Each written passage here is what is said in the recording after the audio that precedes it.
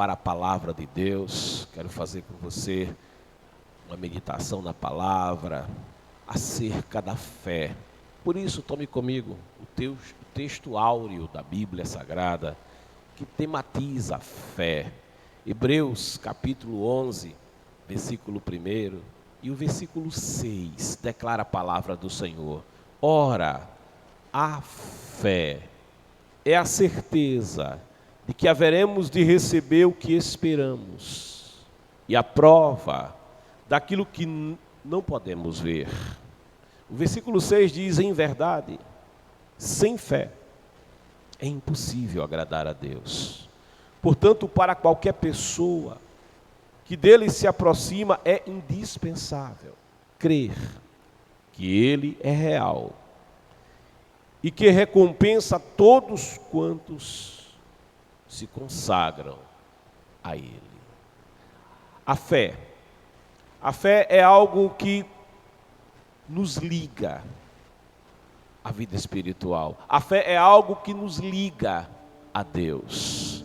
A fé é algo que declara para nós que muito além do que podemos ver, muito além do que podemos entender, muito além do que podemos alcançar, existe Deus. Existe um Deus todo-poderoso, um Deus eterno. Eclesiastes 12:1 diz: lembra-te do teu Criador. Nós temos um Deus Criador. Ainda que os olhos carnais não possam capturá-lo, ainda que, como não podemos ver o vento, não podemos ver a Deus, mas como podemos sentir os efeitos do vento, basta olhar à nossa volta e nós estamos vendo os efeitos de Deus, porquanto tudo quanto existe, existe pela sua vontade, pelo poder da sua palavra. Hebreus declara que tudo quanto existe foi feito pela palavra que não podemos ver. Toda a criação, ele abriu a sua boca e com o poder da sua boca, com o poder da sua palavra, conforme a sua vontade, o seu querer, ele criou todas as coisas. O salmista declara no Salmo 8 que de uma maneira tremenda tu me formastes, tu me tramastes no ventre da minha mãe. Ainda hoje a ciência não é capaz de explicar todo o processo que leva um embrião a tomar a forma de um ser humano. Ainda é um mistério para a ciência explicar. Na ciência mesmo, o exame de uma única célula, quanto mais se aprofunda, mais se percebe o grande universo de informações, a grande quantidade de ciência, de conhecimento que existe numa pequena e insignificante célula.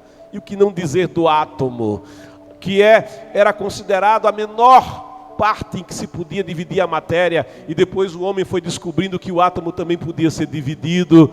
E existe a ciência da física quântica, que também se espanta diante da grandiosidade daquilo que é infinitamente pequeno, que digam aqueles que trabalham nos grandes colisores de matéria e vão descobrindo as partículas, e o homem vai percebendo quão grande é o Deus que criou todas as coisas. Se é no que é imenso, Ele é ainda maior. Se é naquilo que é infinitamente pequeno, grande é a sua assinatura, grande é o seu poder e grande é o seu agir.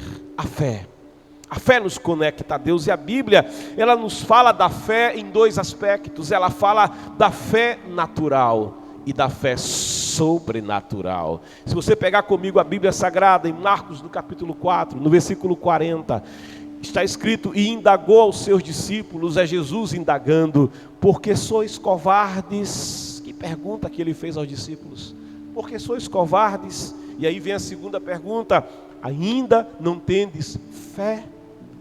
Ainda não tendes fé? Jesus falava de uma fé que os discípulos deviam possuir. Ele estava falando da fé natural. A fé natural, ela pode estar no homem ou não estar. Existe a fé sobrenatural. É aquela fé que vem como dom do Espírito de Deus. É aquela fé que transcende o mero crer do homem, o mero esforço do homem, o mero convencer do homem é algo que vai além do homem, é algo que vem direto do Espírito de Deus. 1 Coríntios, se você examinar comigo, capítulo 12, versículo 7, declara: a cada um, contudo, é concedida a manifestação do Espírito, com a finalidade de que todos sejam beneficiados. A outro, pelo mesmo Espírito, é outorgada a fé. A outro, pelo único Espírito, dons de curar. Entretanto, o mesmo e único Espírito realiza todas essas ações, e ele as distribui individualmente a cada pessoa, conforme deseja. O dom da fé, o dom sobrenatural da fé, é uma ação do Espírito de Deus em nós. Mas examinando a fé natural, vamos colocar aqui um foco na fé natural. O que é a fé natural? Tem alguns aspectos que eu quero dividir com você. Primeiro, eu quero te dizer que a fé natural, ela pode não existir. A pessoa pode não ter fé nenhuma. Salmo 14, 1, nos declara aqui, diz o tolo ou nécio. A Bíblia chama de nécio e de tolo aquele que diz isso. Diz o tolo, diz o nécio em seu coração: Deus não existe. É uma tolice. É uma tolice declarar que Deus não existe. Deus não existe. Todas as suas atitudes são corruptas e abomináveis. Não há um que faça o bem. Olha, basta você observar o quebrar das águas na praia. Oh glória! Ou então você observar a singeleza de uma flor, ou quem sabe a complexidade de um beija-flor que paira e sorve aquilo, o néctar de uma flor. Ou então se você observar a beleza de um olho, da íris de um olho, ou quem sabe se você ampliar a sua visão e olhar para o universo e pensar que a luz que caminha, que viaja 300 mil quilômetros em um só segundo, ela precisa de 14 bilhões de anos para ir de um lado a outro do universo que Deus criou. E Jó, contemplando toda a grandeza de Deus, ele diz que ele chama as estrelas pelo nome, as Pleiades, o Órion. E Jó diz: e tudo isso é apenas a orla do teu manto. O salmista declara: quando eu contemplo os teus céus, o firmamento que criastes, eu me pergunto quem é o homem, para que dele tu te lembres. Mas ele diz: no entanto, de honra e de glória tu cobristes. Deus é real, oh glória. O teu coração bate no teu peito. Coloca a mão no teu peito, sente o teu coração. Ele declara: Deus é real, oh decamandarás. Deus é real, oh aleluia. Tão certo como a que eu respiro, tão certo como a manhã que se levanta, Deus é real. Mas o nécio declara não a Deus. O povo de Nazaré da Galileia, que eu tenho deles uma santa inveja, porque eles cresceram com Jesus. Você viu aqui um jovem pregador pregando. Jesus, ele tinha a mesma idade desse jovem pregador, e toda Nazaré conhecia aquele jovem. O jovem Jesus, o jovem Yoshua, filho de José o carpinteiro, filho de Maria, irmão de Tiago, de Judas. Mas Nazaré na Galileia não o conhecia como divino, não o reconhecia como ungido de Deus. Eles não tinham fé. Marcos 13, 57 diz: e ficavam escandalizados por causa dele. É o povo de Nazaré. Entretanto, Jesus lhes afirmou: não há profeta sem honra a não ser em sua própria terra e em sua própria casa. Porque diz João que nem os irmãos de Jesus criam nele no início. Nem os irmãos de Jesus criam nele. 58, Marcos 13, 58 diz: e Jesus não realizou ali muitos milagres por causa da falta de fé daquelas pessoas. Eles não tinham fé, e sem fé é impossível agradar a Deus. Porque aquele que se aproxima de Deus, Deus espera que creia nele, que haja, é responsabilidade da pessoa ter esta fé. É natural, é a fé natural, é algo que depende da ação do homem, do reagir do homem em relação a palavra de Deus, em relação à interatividade do Espírito de Deus, do agir do Espírito de Deus na mente e no coração do homem. Os discípulos de Jesus, eles também são encontrados sem fé, diante da tempestade. Marcos 4:38 declara que quando Jesus estava dormindo lá na popa do barco, os discípulos, que eram homens experimentados no mar da Galileia, pescadores, e tentaram controlar o barco, tentaram impedir que o barco viesse a pique. Há um momento em que eles são vencidos e eles dizem: não tem jeito, esse barco vai a pique, esse barco vai afundar. E lembram de Jesus que dormia cansado lá na popa do barco, e vão até Jesus desesperado, e acordam o mestre e dizem: Senhor, o Senhor não se importa que a gente pereça, que a gente afunde? Oh glória! Então ele se levantou, diz o verso 39, repreendeu o vento e ordenou ao mar: aquieta-te, silencia-te. Oh glória! Olha como Jesus é tão tremendo. Aquieta-te, basta uma palavra dele. Silencia-te. E logo o vento serenou e houve completa bonança. Oh. E indagou aos seus discípulos: por que sois covardes? Ainda não tendes fé?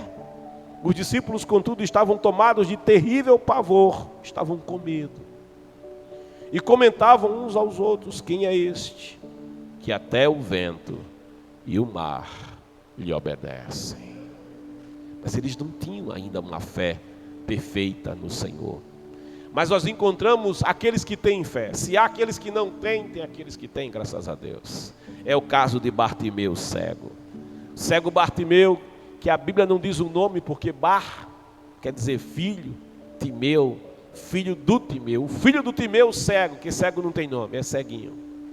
Mas quando a multidão passou e Jesus passou junto com a multidão, e ele perguntou: quem é? O que está acontecendo aí? Quem é que está passando aí? Será César? Será Pôncio Pilatos? Será o governador?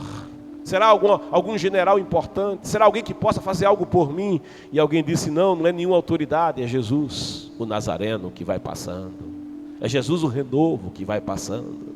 E ele começa a clamar: Jesus, que nome! Abre tua boca e fala esse nome: Jesus, filho de Davi. Oh glória! Jesus, bem Davi.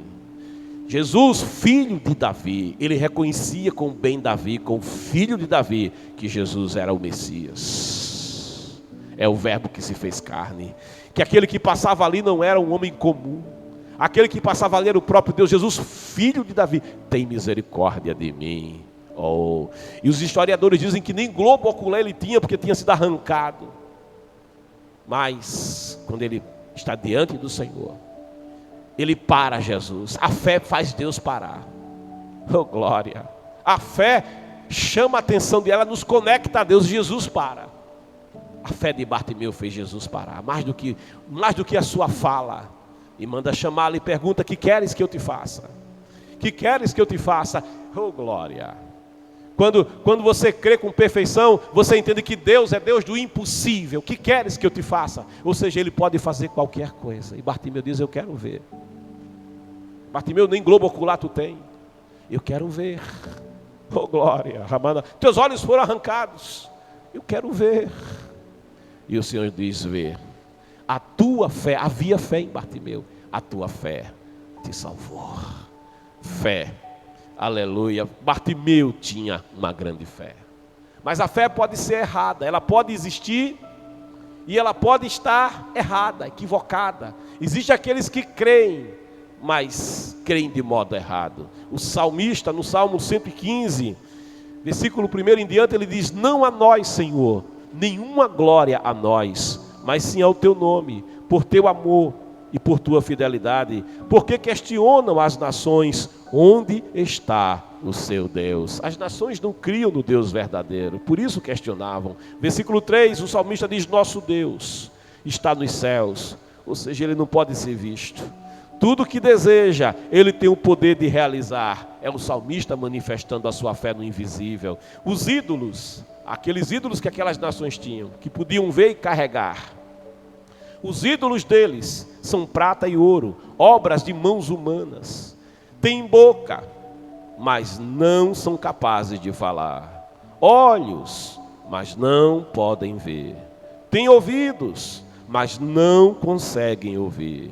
Nariz, mas não possuem olfato. Suas mãos não apalpam, seus pés não caminham, som nenhum emite sua garganta. Sejam como eles quem os fabrica, e todos os que neles depositam a sua confiança. Aí no versículo 9 ele diz: confia no Senhor, ó Israel, Ele é o seu auxílio e o seu escudo. Confiai no Senhor, ó casa de Arão, Ele é o seu socorro e a sua proteção. Vós que temeis o Senhor, confiai no Senhor, Ele é seu amparo e segurança. Fé, mas ela pode ser errada quando ela está nos ídolos. Quando ela se volta para o ídolo feito de gesso, feito de madeira, feito de prata, feito de ouro, não é nada. Mas há um mal ainda maior, porque por trás dos ídolos estão os demônios. Por trás dos ídolos estão as entidades demoníacas que oprimem, querem adoração, querem ser adorados. Por trás do ídolo feito de madeira, por trás daquele ídolo existe ali demônios que buscam, além de oprimir o homem, querem que o homem o sirva e o adore, porque o desejo do inimigo, de Satanás, desde o início, era ser igual a Deus, e ele quer ser adorado. Por isso existe idolatria no mundo. É a ação das trevas para tentar roubar do homem que tem desejo de Deus, não importa a cultura, tem uma necessidade do divino, e o homem não pode explicar isso. Assim como não se pode explicar, por exemplo, como é que alguém, porque mente, o coração muda o pulso. O pulso do homem altera quando ele mente. Não era para acontecer, a ciência não explica isso. Não tem sentido para a biologia que o meu pulso se altere apenas porque alguém mentiu. A íris do olho dilata quando alguém mente. Isso é conhecido pela ciência, mas não há uma explicação clara. A explicação existe, é que o homem tem um Criador. E o Criador do homem, Ele é a verdade que liberta. Ele é o pai da mentira, é Satanás. Quando alguém se volta para os ídolos, se volta até com uma fé sincera, mas está crendo em algo que não pode salvar. Uma outra fé equivocada. A fé pode existir, mas pode estar equivocada quando ela está voltada para o próprio homem. E diz aqui Jeremias 17,5, assim diz o Senhor: maldito é o homem que confia nos homens, que faz da humanidade mortal a sua força e motivação, mas cujo coração se afasta do Senhor. Ele será como um arbusto no deserto, não perceberá quando algum bem se aproximar. Pelo contrário, morará nos lugares mais áridos do deserto, em terra salgada e desabitada. É o homem que coloca a sua fé no homem. Aqui não se trata de credibilidade, se trata de fé depositada no que o homem pode fazer. Versículo 9 diz: ora, não há nada mais enganoso e irremediável do que o coração humano, e sua doença é incurável. Quem é capaz de compreendê-lo? É claro que Deus é capaz de compreender o coração do homem, mas o coração do homem é volúvel, é inseguro, é inconstante. Por isso, o homem que deposita sua fé no homem, assim como o homem que deposita sua fé nos ídolos, e algumas pessoas fazem pior, elas confiam, não é nem no homem que está vivo, é no homem que morreu, e que alguém beatificou, e ali vai e faz pedido, e ali vai e coloca ali a sua fé, a sua esperança. O salmista diz no Salmo 40, depositei no Senhor toda a minha esperança, e Ele se inclinou para mim, e Ele ouviu o meu clamor. A fé pode existir, mas ela pode estar errada. Existe a fé correta, no entanto, e a fé correta é aquela fé que está voltada unicamente para o Senhor. Não terás outros deuses diante de mim, diz o Senhor. Unicamente ao Senhor teu Deus adorarás, unicamente a Ele servirás com todo o teu esforço, com todo o teu amor, com todo o teu coração, com todas as tuas forças. Jeremias 17,7 diz: mas bendito é o homem cuja confiança está totalmente depositada no Senhor, cuja fé ela existe, mas ela está no Senhor. Ele será como uma árvore plantada junto às boas águas e que estende as suas raízes para o ribeiro, uma árvore que não se afligirá quando chega o calor, porque as suas folhas estão sempre viçosas, não sofre de ansiedade durante o ano da seca, nem deixará de dar o seu fruto. Sabe por quê? Porque confia no Senhor, Ele é a fonte. Confia no, pode faltar tudo, o Senhor é o meu pastor, de nada eu tenho falta. Eu já tenho o Senhor, eu não preciso de mais nada, porque no Senhor eu já tenho todas as coisas que eu preciso. Mas buscar em primazia o reino de Deus, a sua justiça, e as demais coisas Ele acrescenta, Ele cuida. Não tem um pai como Ele, não tem um pastor como Ele. A fé verdadeira, a fé correta, ela está depositada no Senhor. É o que foi ensinado a Israel no Shema Israel, Adonai Eloheinu, Adonai Errat, que é Deuteronômio capítulo 6, versículo 4, que diz: Shema, ouve, ó Israel, Yahvé, o nosso Senhor, Ele é o único Deus, Ele é o único Senhor. Deposita nele a tua fé, pega a tua fé e foca nele. Foca no Senhor a tua fé, tira a fé de outras coisas, de outros recursos, e volta a tua fé unicamente para o Senhor. Isaías 43, primeiro, ele diz: porque confiar em outras coisas está errado. Porque muitas vezes alguém mistura a fé. Não, eu confio no Senhor, mas eu confio também no ídolo, eu confio também nesse e naquele que foi uma eminente, e as pessoas vão dividindo a fé, e um coração dividido. Não se pode servir a dois senhores, diz o Senhor Jesus. Você vai amar um e vai aborrecer o outro. Por isso a palavra de Deus diz em Isaías 43, 11: é o Senhor falando, eu mesmo sou o Senhor, e além de mim não há Salvador algum.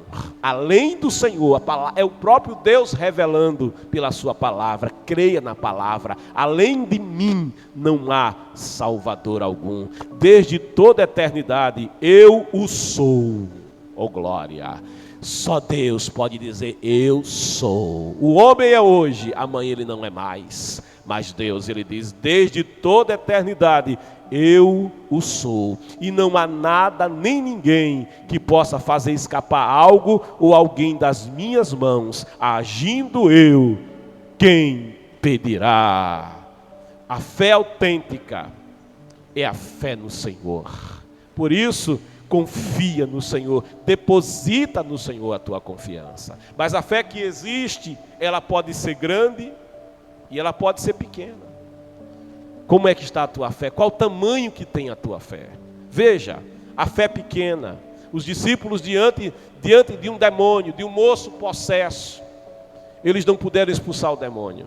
E o pai levou aquele moço e os discípulos nada puderam fazer. Mateus 17,15 diz: Senhor, é o pai do menino clamando ao Senhor: Senhor, compadece do meu filho, pois tem sofrido horrivelmente com ataques epiléticos. Muitas vezes cai no fogo e outras tantas na água. Apresentei-o aos teus discípulos, mas eles não conseguiram curá-lo. Então Jesus exclamou: ó geração sem fé e perversa. Uma geração que não tem fé, ela é perversa também. Ó geração sem fé e perversa, até quando estarei convosco? Até quando vos terei de suportar? Trazei-me aqui o menino. E Jesus repreendeu o demônio. Este saiu do menino, que daquele momento em diante ficou são. Então os discípulos chegaram-se a Jesus e em particular lhe perguntaram: por qual motivo não nos foi possível expulsá-lo?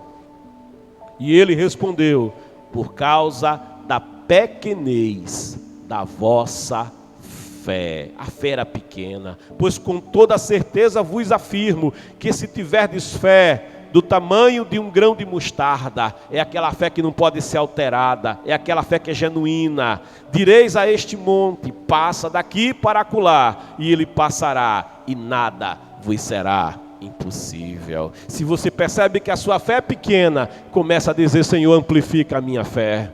Alarga. Eu gosto do Jabez. Jabez, ele nasceu com um nome terrível.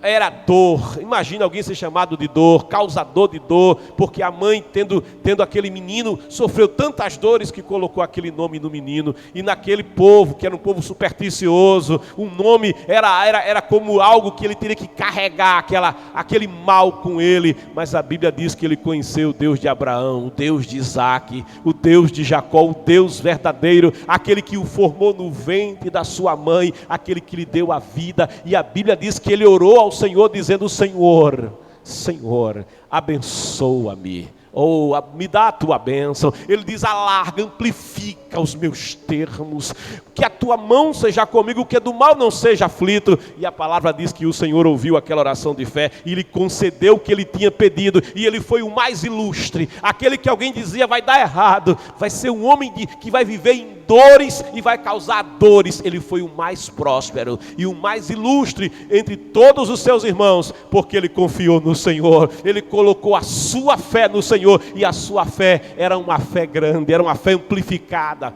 era uma fé exultante. Por isso pede ao Senhor: Senhor, nessa manhã amplifica a minha fé. Pedro é visto como um homem que tinha uma fé pequena, muito pequena. A Bíblia diz que ele vê Jesus andando sobre as águas e afoito, porque aquilo não era fé, era temperamento. Afoito, eu quero andar também. Eu quero andar também, aleluia. E Jesus diz: vem, porque Deus não nos nega coisa alguma. Vem. Mas Pedro não estava pronto. Às vezes alguém quer algo muito especial da parte de Deus, mas não está pronto ainda. Aí Jesus diz: vem, e Pedro vai. Mas quando Pedro vai, ele começa a olhar para as ondas. Ele diz: eu saí do meu lugar de conforto. E ele começa a se espantar e começa a afundar. Mas quando ele começa a afundar, ele olha para o Senhor que está de pé sobre as águas, e diz: me socorre, Senhor. E o Senhor estende a mão. Mesmo Pedro tendo uma pequena fé, ele estendeu a mão e foi lá socorrê-lo. Senhor, salva-me. É o que ele gritou: salva-me. Jesus estendeu imediatamente a mão, segurou e lhe disse: homem de pequena fé, por que duvidaste? É a fé que é pequena, Pedro, o problema. Assim que ambos entraram no barco, cessou o vento. Então os que estavam no barco adoraram-no e exclamando: verdadeiramente tu és o Filho de Deus. Uma fé pequena, ela não é suficiente. E a fé natural, ela pode ser grande, no entanto. Uma grande fé é o caso daquele centurião de Cafarnaum. O homem tinha um servo a quem amava como filho, e aquele moço estava às portas da morte. E ele procurando socorro, sabendo que Jesus vivia agora em Cafarnaum, sabendo dos sinais que Jesus operava, mesmo sendo ele romano, ele procura chegar até Jesus. E chegando até Jesus, inclusive através dos anciãos de Cafarnaum, porquanto ele era um homem que apoiava a obra, ele apoiava a sinagoga, ele era um doador daquela sinagoga, ele era um apoiador daquela sinagoga, e por isso era um homem considerado, apesar de ser romano. E os anciãos vão até Jesus e intercedem por ele. E quando ele diz para Jesus que o filho dele, o moço dele, o rapaz, estava numa situação de dificuldade, Senhor, ele diz para o Senhor a situação do moço, e Jesus disse: eu irei curá-lo. Oh glória, eu irei curá-lo. É quando alguém clama ao Senhor: Senhor, estou enfermo, eu irei curá-lo. Se houver fé, eu irei curá-lo. Mas a fé daquele homem era diferente, era muito especial, porque ele disse: Senhor, eu não sou digno que o Senhor entre na minha casa. Eu confio no seu poder, mas eu sei a minha situação. Eu não posso te receber na minha casa. Certamente na casa dele tinha idolatria. Talvez tivesse lá um ídolo de César. Talvez ele queimasse incenso a César.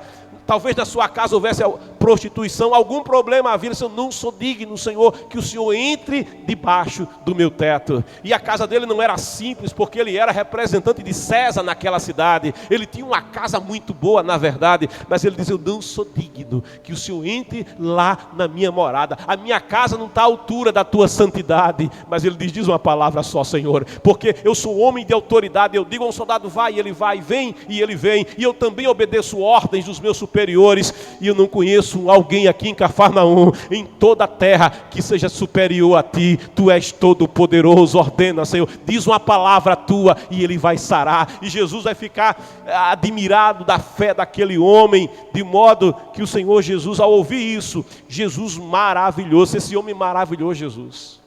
Uma fé genuína, uma fé grande, uma fé verdadeira, ela faz o Senhor se maravilhar. Jesus se maravilhou e disse aos que o seguiam com toda a certeza: vos afirmo que nem mesmo em Israel, em todo o país, encontrei alguém com tão grande fé. Então disse Jesus ao centurião: vai-te, e da maneira como creste, assim te sucederá. E naquela mesma hora, porque ele cria, oh glória, naquele mesmo instante, Deus não precisa de muito tempo para agir. O agir de Deus é já, o fazer de Deus é agora, o mover de Deus é neste momento, se você crê. E naquela mesma hora, o servo foi curado, o servo recebeu a sua cura, o servo teve a sua vida mudada. Deus operou o milagre. Na verdade, o milagre de Deus já está pronto para ser operado, se houver fé, se houver uma fé viva, se houver uma fé genuína, se houver uma fé voltada para o Senhor. Sabe, o crer vem pelo ouvir.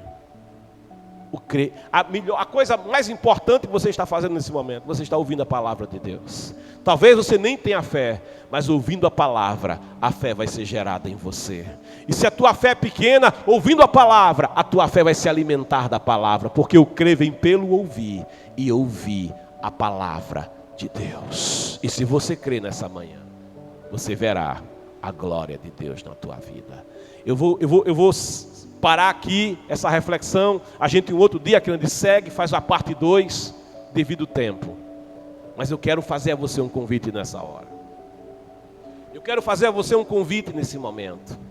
Que convite é esse? É o convite de você conhecer aquele que é o autor e o consumador de toda a fé.